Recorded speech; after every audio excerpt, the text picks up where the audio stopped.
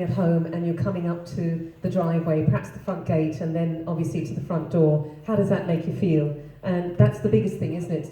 To come home feeling as though you're coming home to a lovely warm welcome, that your heart is rising from your chest practically, that your spirit is soaring, and that you feel so inspired and so happy to see your home. Is that how everyone feels? Anyone want to put up their hand?